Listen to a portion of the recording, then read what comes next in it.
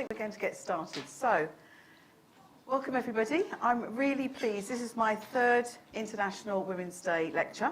And I know it's not International Women's Day today, but the talk was originally scheduled for yesterday, but because of the university strike, we just postponed it one day.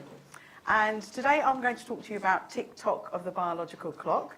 And my name is Professor Joyce Harper, and I work at the Institute of Women's Health here at UCL. So what is all the fuss about? Why am I giving a talk called Tick-Tock of the Biological Clock?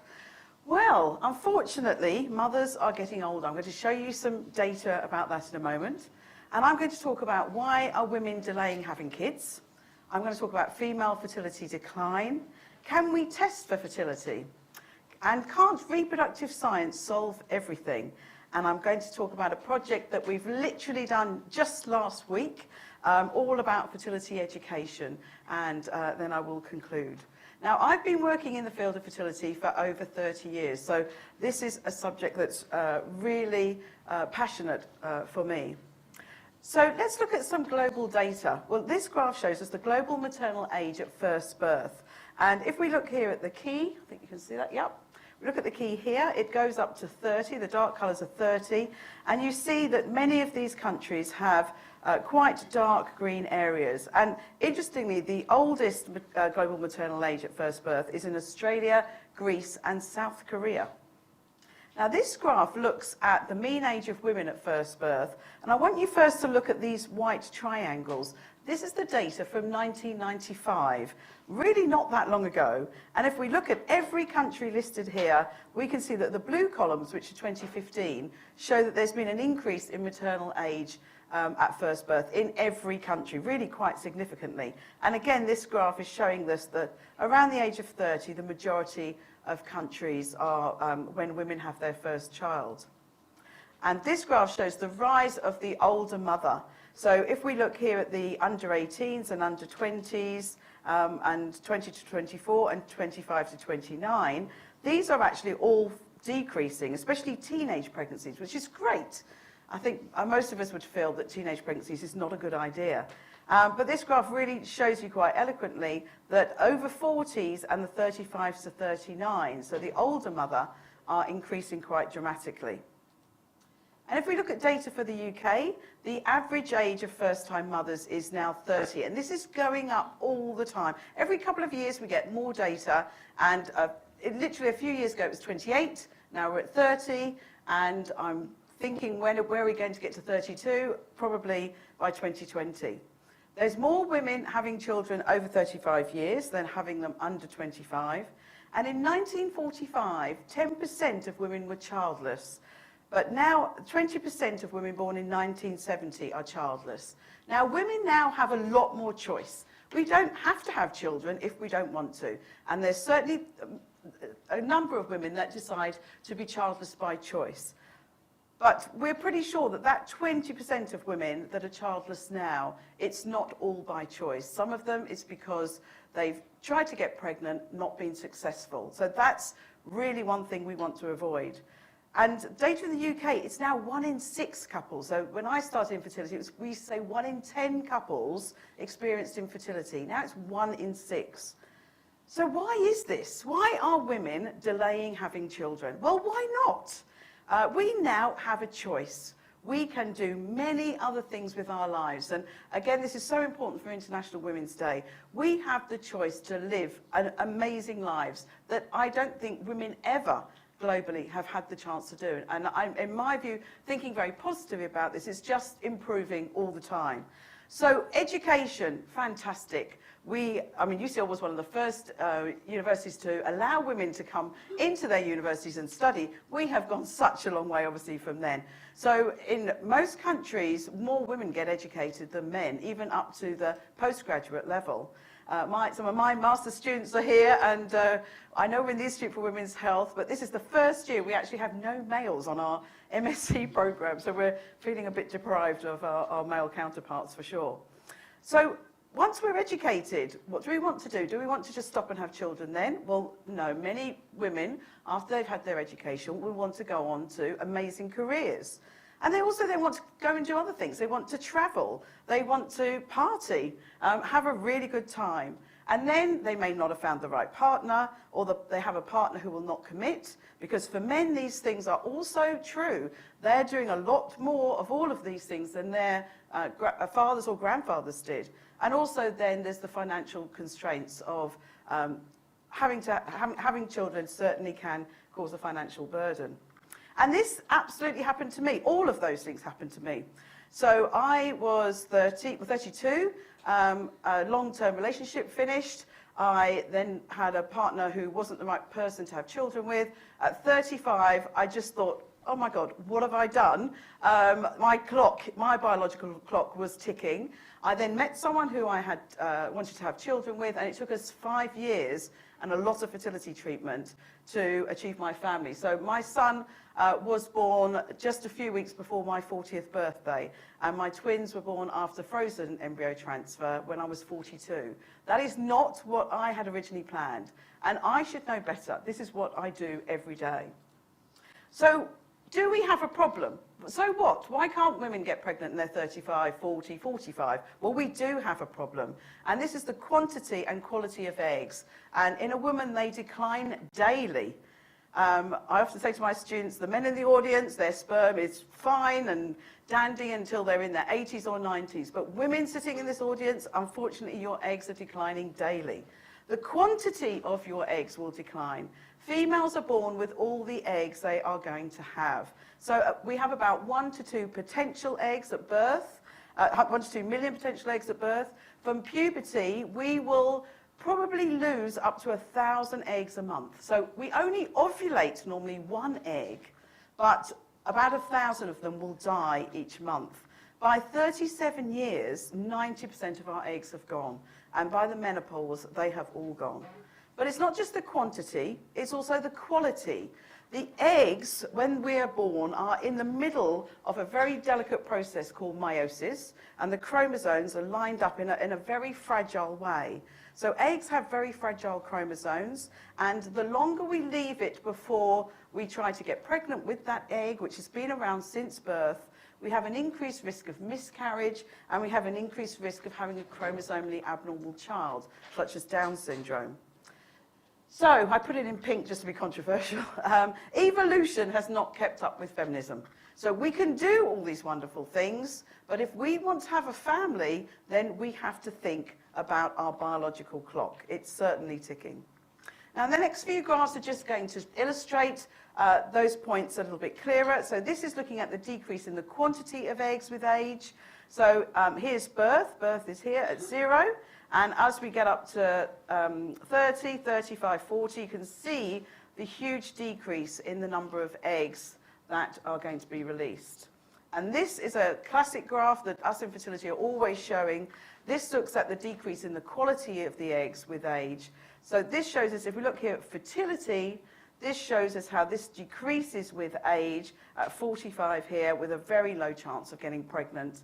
But also, because of the quality of those eggs, especially those chromosomes being in such a delicate state, we get an increase in spontaneous abortion, spontaneous miscarriage as a woman ages.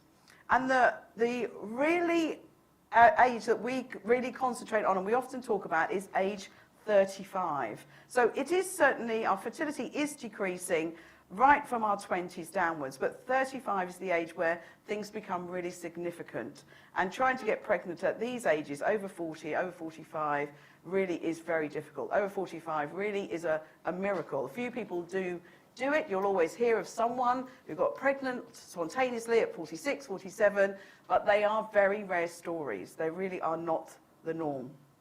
And there's many graphs of this. I just wanted to show you a few countries. This is global age fertility profiles. And just to show you, it's the same in every country. So here we have age at the bottom. We look at 35. It's very low, really significantly lower than younger ages for any country that you look in.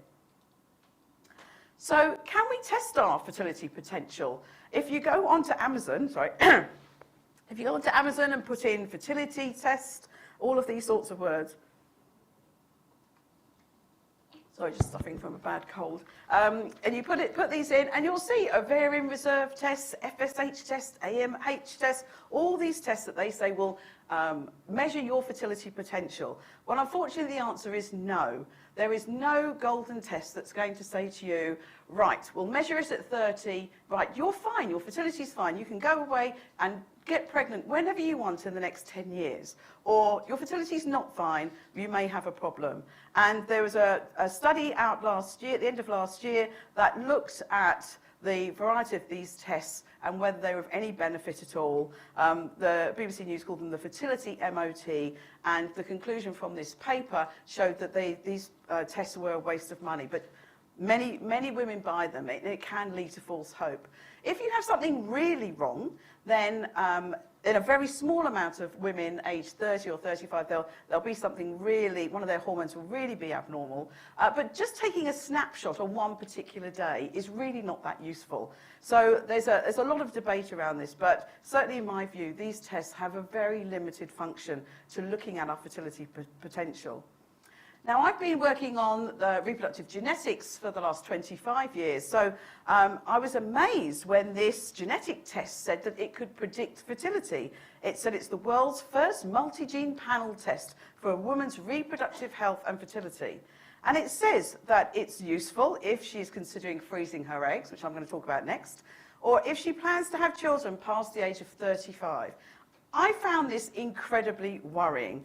I am part of a group of experts, this is us here, we're experts from the European Society of Human Genetics and the European Society of Human Reproduction and Embryology, and we meet every 3 years. This is our third meeting last year. We meet to talk about the genetics, the interface between genetics and reproduction. And I can tell you this group of experts in our paper, which came out a few months ago, we have said there is no genetic test to look for a woman's fertility potential. But then there's a company marketing the test, so we have to be very careful what we tell women they can and cannot do with these products. Of course, there's an app for everything now. These are just a few. If you Google fertility app, you'll come up with reams and reams of them. Some of them monitor your menstrual cycle and look at all sorts of things. This one on the left, this one here, it has a thermometer, because when a woman ovulates, her temperature slightly increases. So they ask the women to measure their temperature every morning, and then it will tell you, it says here, not fertile or fertile. Interestingly, they market this as a contraception. So they say on your not fertile days, you can have unprotected sex. I think that's a very interesting way of marketing this particular tool. But you could turn it around the other way, and the days it says you're fertile, those are your days, if you're trying to get pregnant, you could use. But in my view, there's no convincing data, scientific data yet, to confirm that any of these apps would be useful for your fertility. So surely fertility treatments can help. So this is the birth of Louise Brown.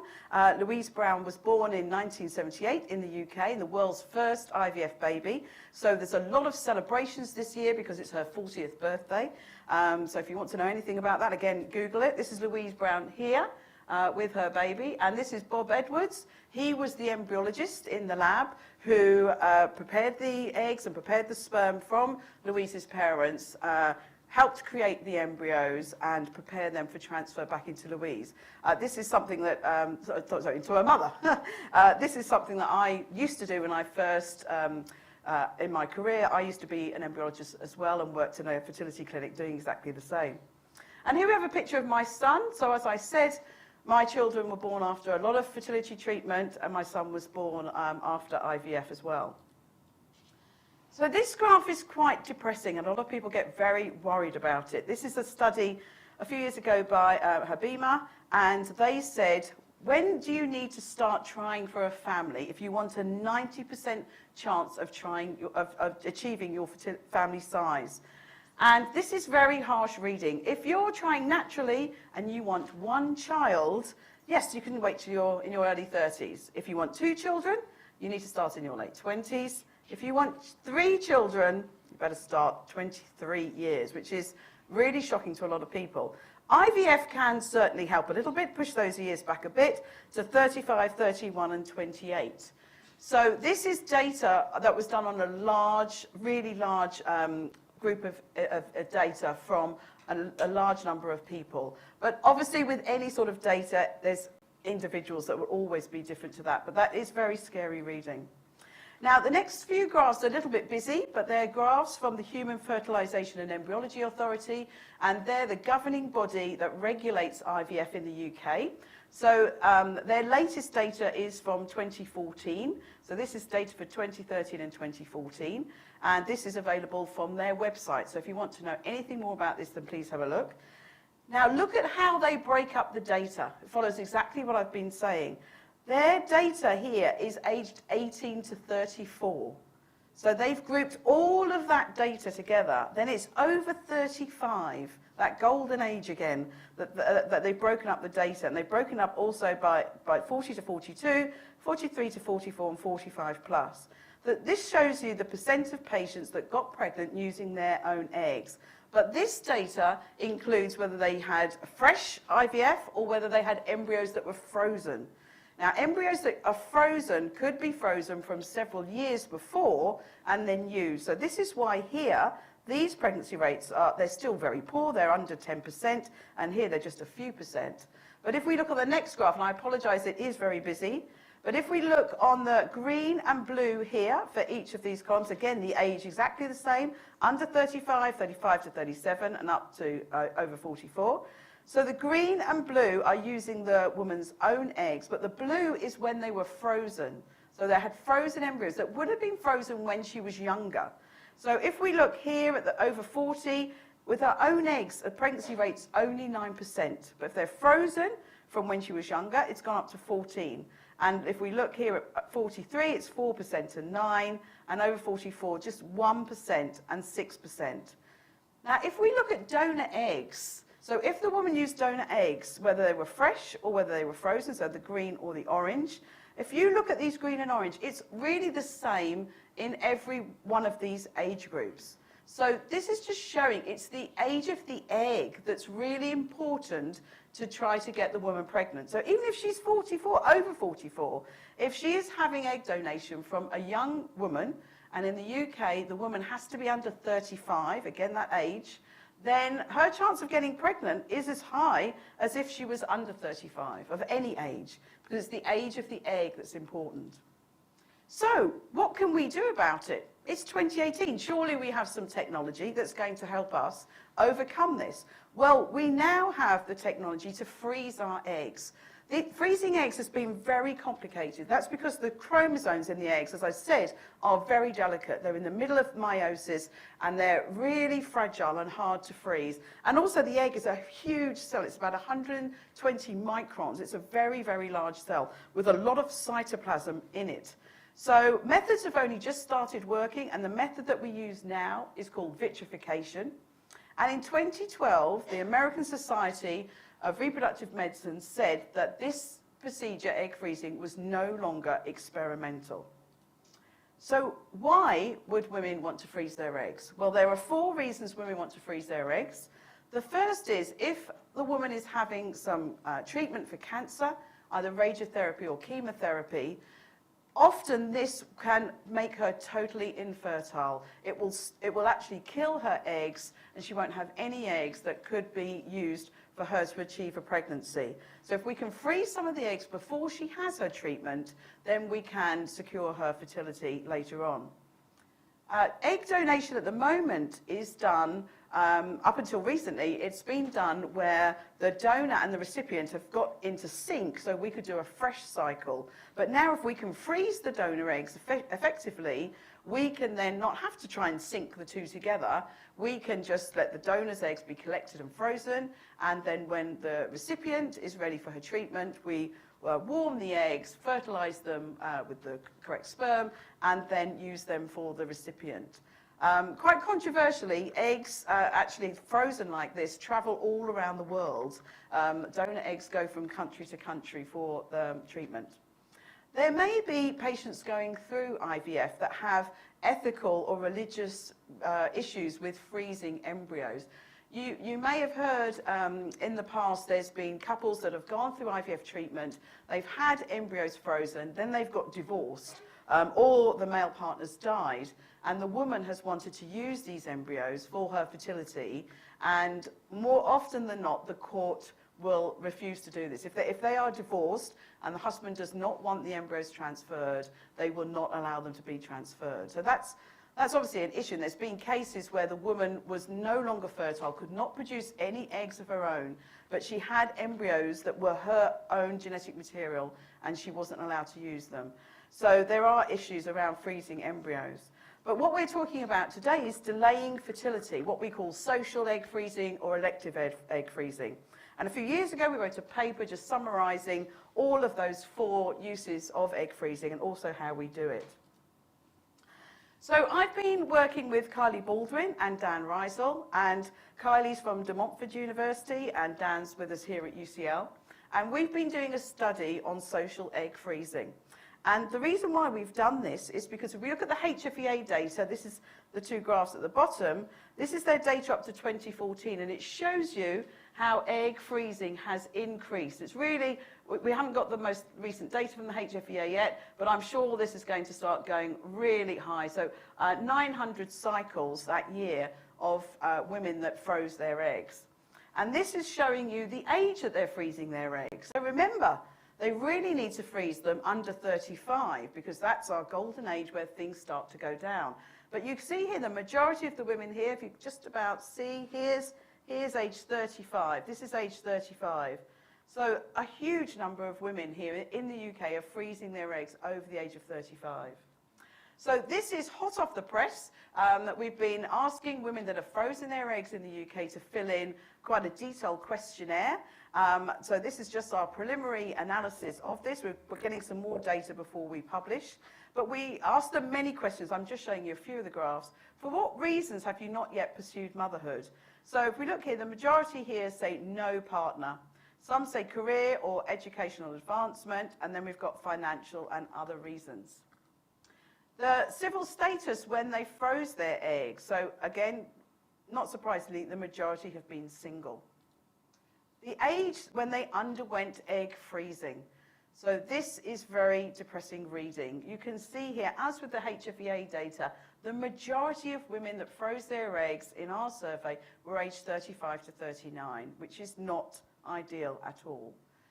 And then we asked, will you try to conceive naturally using your frozen eggs? And I'm not surprised at this. The majority said yes, they will try naturally. Those eggs are in the bank as a backup if things don't work.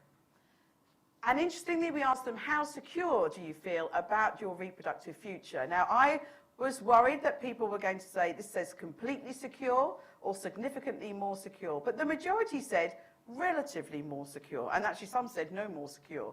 So at least they are getting the correct information that this is not a guarantee at all, that it would lead to a child for them. Now, one of my students here is Ilham, and we've been looking at religious views to social egg freezing, and Ilham did a fantastic study looking at some of the new technology in IVF and Muslim views to that treatment. And one of her piece of data was about social egg freezing and whether the Muslim woman was going to be treated, have her eggs frozen as a single woman or married. The majority of people in this survey felt that was absolutely fine. And Allegra, who I've seen somewhere, just walk in, she's been looking at Jewish views of, again, many parts of this fertility treatment. This is just her project on social egg freezing. She's done a project looking at scholars and looking at Jewish women. And interestingly, majority, well, 50% of the scholars said they were not sure. It's absolutely fine to say you're not sure. But the majority of women that were interviewed said yes. And then Chinha is also here somewhere. Where's she gone? We wanted to look at companies that apparently are now offering to pay for their female employees to have their eggs frozen. And I wondered whether it was empowerment or exploitation. And here's me giving a lecture at UCL a few years ago. This is on YouTube, and it's called, Does Egg Freezing Allow Women to Have It All? And we discussed whether it was ethically okay for companies to pay it's around about £7,000 for one cycle of egg freezing, and it normally takes 2 or 3 cycles to freeze enough eggs to really be comfortable with that. And interestingly, in our study so far, Chinhar has found that in the UK, none of these companies seem to offer their female employees this perk. So what happened was that in 2014, there was a newspaper article that came out and said these companies were doing this, and then we've seen it repeated in many publications. But in our quite in-depth study, we're still continuing with this. We haven't found a company that's said that they are doing this in the UK. Maybe possible elsewhere. And with Emily Jackson from the London School of Economics, we're looking at the legal aspects of egg freezing globally. I've been working with some artists that have been doing work around fertility, and this is just a bit of fun. The Liminal Space do some amazing work, and they've done a pop-up shop all about fertility, and their project's called Timeless. And it talks about what things could be happening in the future. And it says, now you can get pampered whilst you get your eggs extracted. You're guaranteed to love our new egg freezing spa offers. Enjoy with your girlfriends or treat someone to a special 18th, 21st or 30th birthday rite of passage package. So I can imagine that happening in a few years, but we'll worry about that then. So the advantages and disadvantages of social egg freezing. It removes the biological clock. It gives women control over their fertility in their lives. No need to put the career on hold, no rush to find a partner, reduces the need for IVF when you're older, because your eggs are young, and it reduces the risk of these chromosome abnormalities. But the disadvantages are, it does not guarantee a baby. There's no data on success of women that have frozen their eggs for social reasons yet. They need to be under 35. It's expensive. And there are risks to older age mothers if they have children over the age of 50. There's obstetric risks. And in the UK, the HFEA say you can only freeze your eggs for 10 years. So if you freeze them when you're 25, you have to use them by the time you're 35. We are working on this with the HFEA. But my message is the best chance to have children is when you're young. Sorry, is when you're young. Now, what about the future? Well, there's two methods that are being tried out. These are lab-grown human eggs. So they took the very, very immature eggs. So I said we're born with 1 to 2 million potential eggs. So they took these and grew these in the lab to a mature egg. And this is using stem cells to make eggs. So theoretically, in the future, you may be able to take a skin cell, make it into a stem cell, and then make that into an egg, which would overcome, both of these would overcome the worry of our fertility decline with age. But what about our womb? I've spoken a lot so far about eggs. What about the womb? Well, the womb is an amazingly robust structure. So even way past the menopause, it stays fertile. So if you Google older-aged mothers, you will come across images and stories about women such as these. These are women in their 60s who used egg donation from a young woman, and their womb is absolutely fine and able to carry their child, and that there are obstetric issues with this. But these pregnancies in older women cause a lot of controversy. We've also got surrogacy, so people rent a womb. And we've got Margaret Atwood's fantastic novel that she wrote many decades ago, The Handmaid's Tale, where we have a situation where the renting of women's wombs becomes a government system. And then here, what about artificial wombs? What about making a little embryo in a glass jar? Well, people are definitely trying to do that. And if you Google celebrity surrogacies, I did this morning, 33 famous families who've welcomed children through surrogacy. So some of these are gay male couples who obviously don't have a womb, so they need an egg and a womb, but some of them are actresses and singers, female singers who do not carry their own child for whatever reason. So I want to do the last part of my talk now about a project that we started in 2016. Adam Bailon and myself were members of the British Fertility Society executive at that time, and we discussed the importance of fertility education, that we need to impart this information to everybody. And we held a summit called the Fertility Health Summit, Choice Not Chance, at the Royal College of Obs and Gynae in 2016. And from that, we decided we need to get a collective together to work on this project. So there's a whole range of people involved: Brooks, Expression, Sex Education Forum, etc. And Jackie Boivin came on board. She's a psychologist from Cardiff who's done a huge amount of work looking at children's understanding of fertility. And this is one of our meetings recently. And we did a Facebook Live a few months ago, got over 3,500 views. So this tells people about what we're doing. And the aims of the Fertility Education Initiative are to help people understand human fertility, human reproduction, male and female reproductive health, to understand modern families, societal and cultural variations in family building, roots to parenthood as well. So we want people to know that you can have a child as a single woman, single man, a same-sex couple, heterosexual couple, or you don't need to have children. You have that choice.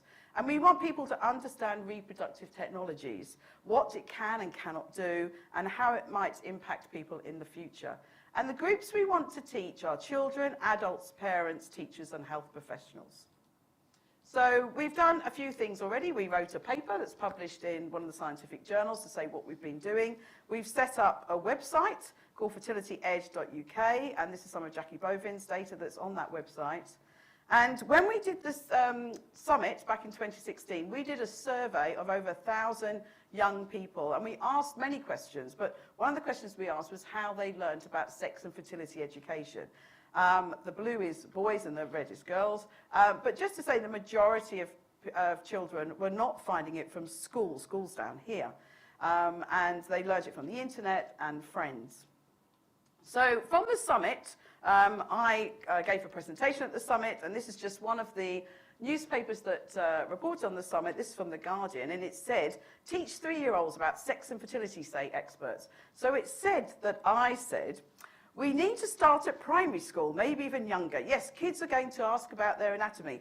I have 2 boys. They ask about their penises very early. All boys are obsessed by their penises. So it's a good time as a parent to follow that on. Not quite what I said. Also, I have 3 boys, not 2 boys. Anyway, what I did say is that we need to do it in an age-appropriate way. So when children ask about their anatomy, or when they ask where a baby comes from, why don't parents tell them? Why do we make up fairy tales? I had a friend's child who was in year 6, so she was about 10, 11. They had sex education at school. She came home and said, Mummy, I've heard that the babies come out of my vagina. And her mum said, no, it comes out of your belly button. I mean, why would you say that to a child? So, you know, this is what we're dealing with. We need to teach children in an age-appropriate way. So we want to change the curriculum. That's one of the aims of the Fertility Education Initiative. And the sex and relationship education guidance that's shown here was written almost 20 years ago. And if you search fertility, the only time fertility is mentioned is in this line here. And this is the other document that came out a few years ago from the government about sex and relationship education. This is your search for fertility. No, it's not found. And we were very happy that the government have just had a consultation, which has just closed, about changes to teaching of sex and relationship education and PSHG. And the Fertility Education wrote a response to that. So we asked them, please embed fertility education. So we want to start this fertility education project with teaching young adults. And we are doing this fabulous project called the Modern Families Art Project. And it's part of the Fertility Fest 2018.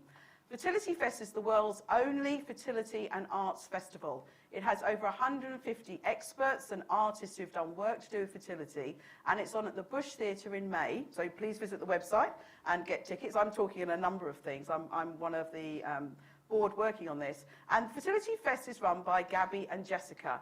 They've both had fertility issues. Jessica had 11 rounds of IVF with no success, and Gabby has IVF twins after many years of treatment. So the Modern Family Project, we've got together fertility experts, visual and theatrical artists, teachers and young adults, and it's a collaboration between UCL, Cardiff, British Fertility Society, and we have funding from the Wellcome and the Arts Council.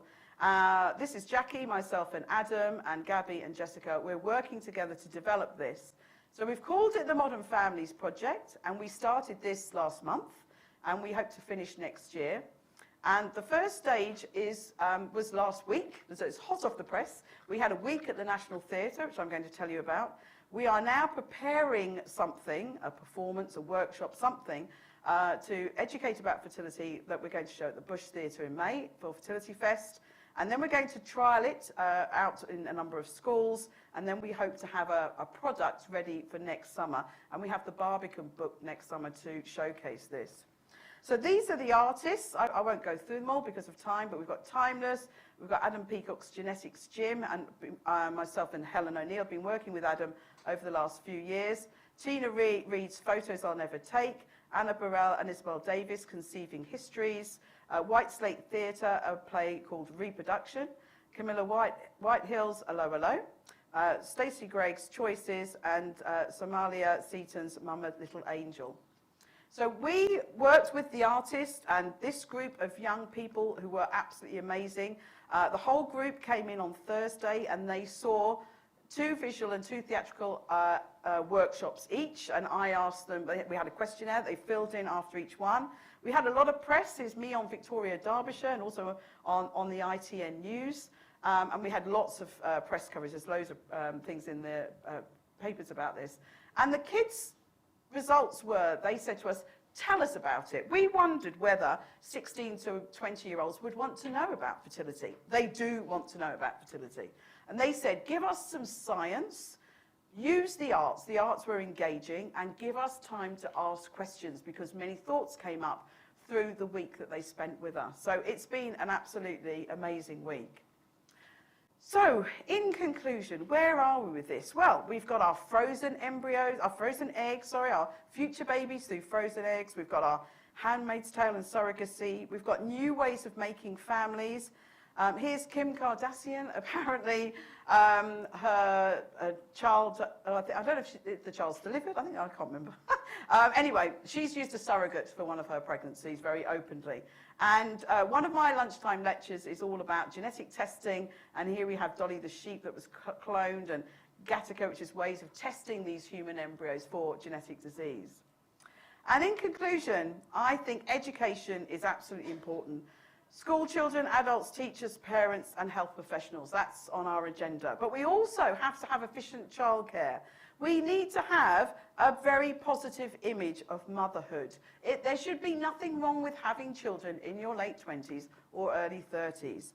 So my message would be, definitely do not leave it too late. This was me at 35. Oh my God, I forgot to have children. That's really how I felt.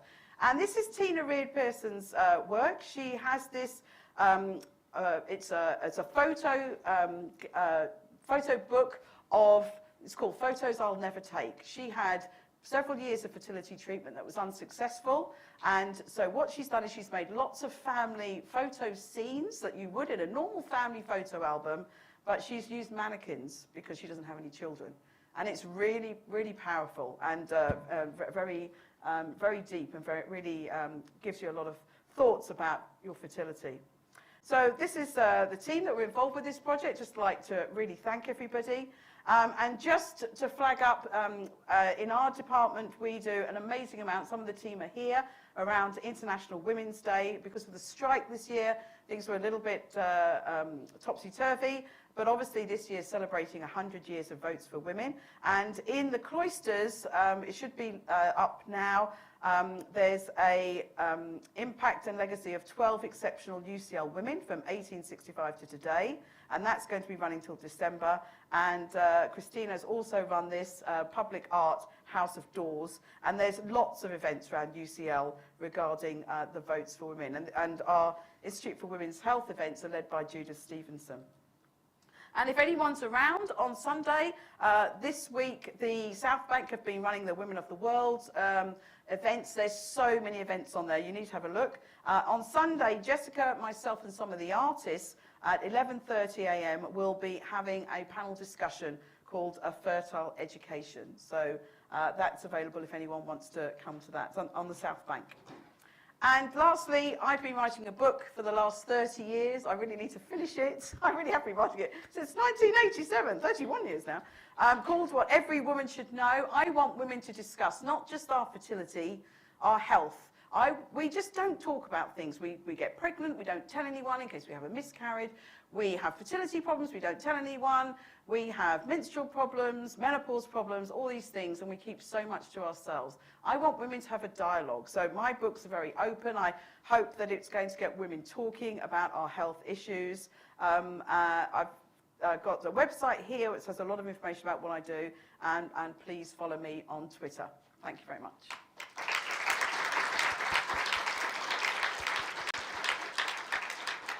So we have some time for questions, and there's some microphones if anyone has a question.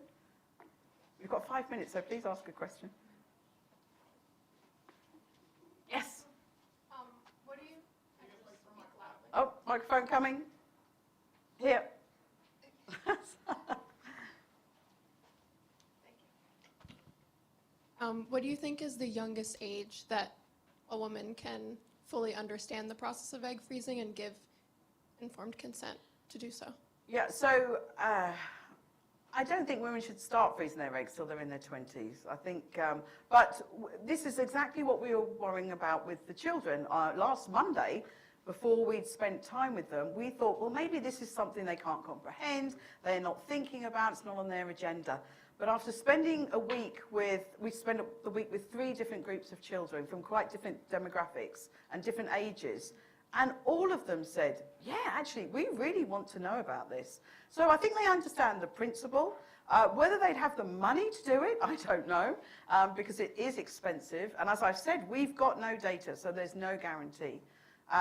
But I think that really the optimal age to have your eggs frozen is in your 20s. But yeah, I think children do understand. There's one under there.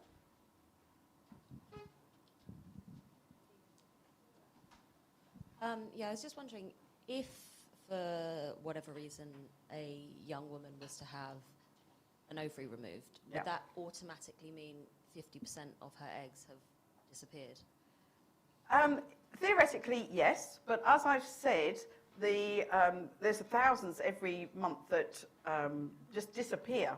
So I've seen many people with just one ovary get pregnant with absolutely no problem. They just need a little bit of help, so that, because normally we roughly ovulate equally from both sides. So if you were trying to get pregnant naturally, you've halved your options. But with a little bit of help, it's really not a problem. You know, it certainly shouldn't be a problem for anyone trying to get pregnant like that. One here? Oh, I'm on there. Hi, I just wanted to ask about how contraception affects the number of eggs, or if it does, if there's any evidence on that. Excellent. I was just thinking of that when the other question was. That's really well said. So women do think that if they go on the pill or have an implant or any sort of contraception that is stopping their ovulation, they're going to be fine. Oh, I didn't ovulate for 20 years, so I've got all those eggs still left. But as I said, only one egg gets ovulated, and all you're doing with contraception is stopping that. Those 1,000 that die every month will still die. So unfortunately, being on any sort of contraceptive like that that's blocking ovulation has absolutely no effect on your fertility. You won't be less fertile and you won't be more fertile. So you haven't delayed your menopause by 20 years by being on the pill for 20 years. Unfortunately, I was on the pill for 20 years. Yeah, 1 more minute. There's just one question. Yeah. My friend is one of those babies that's born, her and her brother, from a woman who was in her early 40s. So whenever we've come across this topic before from my anthropological interest, she's been very much of the opinion that it doesn't count because, you know, her mum was in her 40s and conceived naturally, so it's not an issue. She's in her early 30s now. How can I talk to her about this when she's so dismissive? So that our personal experience of something is really important, but it is also actually important the age your mother went through their menopause. It's not absolute, but the fact that if her mum really did conceive naturally in her early 40s, she is probably online to be able to do that. My mum had me when she was 38, and that didn't work for me. So it's not absolute. So yes, we need to show her this lecture. It'll be on YouTube next week. Show her this lecture. And I don't mean the lecture to be really scary. I want it to be positive. We are women now that can do so much more than any women have ever been able to do before. And we should do that. But if you want to have a family, don't forget about it. Egg freezing might help. But there's nothing wrong with having children in your late 20s and early 30s for sure. So that's really the take-home message. Okay, I think we're done. We can have a chat after. So it's been a real pleasure. Thank you very much.